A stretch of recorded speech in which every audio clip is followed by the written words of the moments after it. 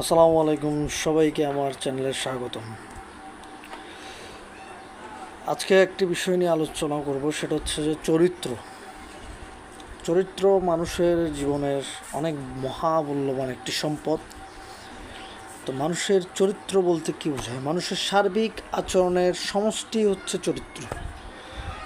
চরিত্রকে আরবিতে বলা হয় খুলকুন, এবং এটার বহুবচন হচ্ছে আখলাক। মানুষের চরিত্র সৎ সুন্দর হলে তার কথাবার্তা নম্র এবং ভদ্র হয়ে থাকে।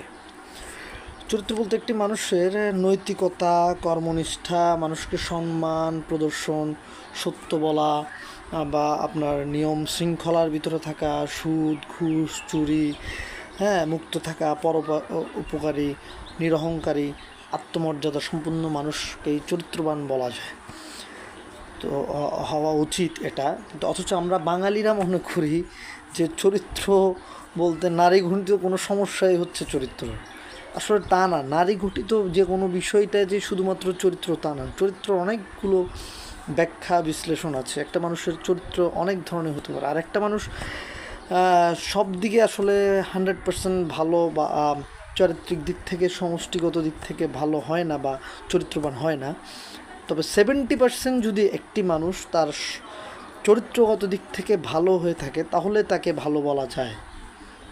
বিষয়টা আমার মনে হলো। জি, আসসালামু আলাইকুম।